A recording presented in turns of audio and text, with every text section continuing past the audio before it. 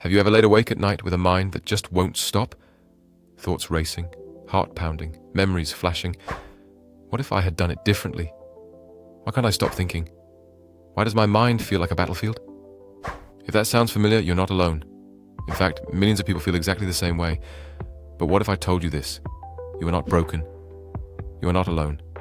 And more importantly, there is a way out. For over 2,500 years, the teachings of the Buddha have offered a timeless path, not just for monks or spiritual masters, but for ordinary people like you and me, seeking peace in the middle of chaos. Today, I want to show you how Buddhism can help you stop overthinking, quiet your mind, and truly begin to live. The hidden suffering of overthinking. Let's start by naming the problem. Overthinking is more than just having a busy mind.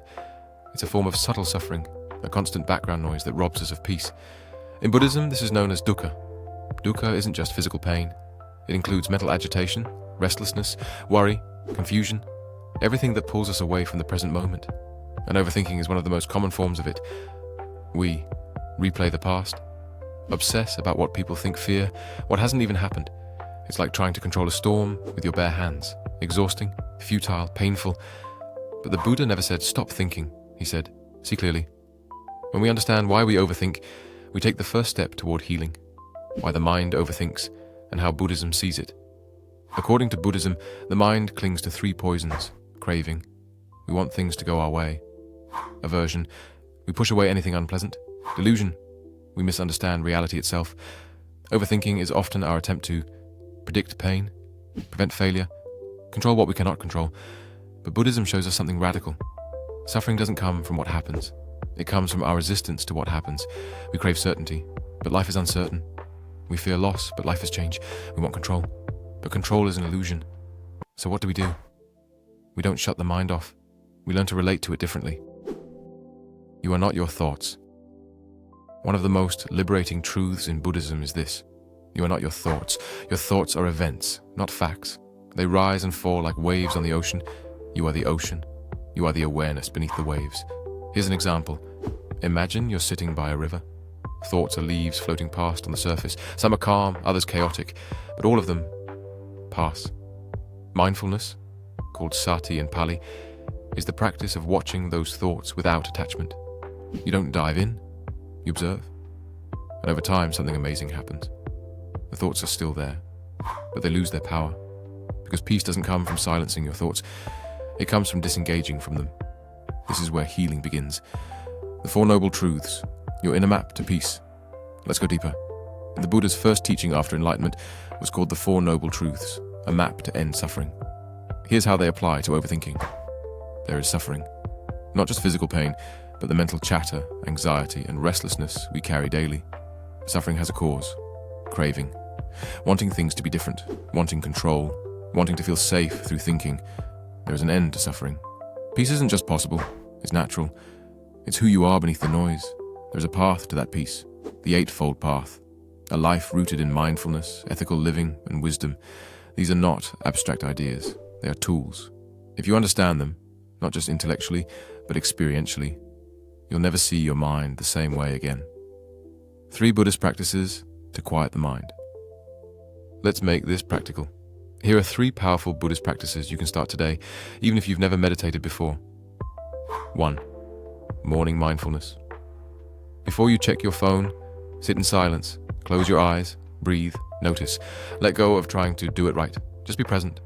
Feel your breath. Notice sounds. Observe the space around you. This small act shifts you from autopilot to awareness. 2. Buddha. Journal reflection. At night, open your Buddha journal and reflect. What thoughts dominated my day? What triggered anxiety or peace? What can I let go of? Writing down your thoughts gives them less power. It brings clarity, and it becomes a sacred daily ritual for growth. This is why I created the Buddha journal, to help people integrate Buddhist wisdom into their real lives, day by day.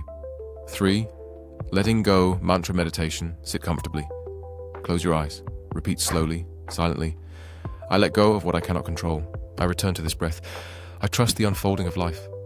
Let these words wash over you. Even 3 minutes can reset your nervous system.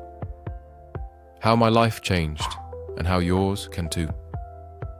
A few years ago, my life looked fine on the outside, but inside, my mind was chaotic. I couldn't sleep. I overanalyzed everything. I felt distant from life. Then I discovered Buddhist teachings, not in a temple, but in a moment of desperation. I started meditating 5 minutes a day. I began journaling honestly, writing down my fears, thoughts, and insights. I practiced mindfulness in simple moments, washing dishes, drinking tea, listening to my breath. It didn't fix me. It freed me. Overthinking didn't disappear overnight, but it lost its grip. And now I live differently. I still have thoughts, but they no longer control me. If I can find peace, so can you. The Buddha Journal, a companion on your journey.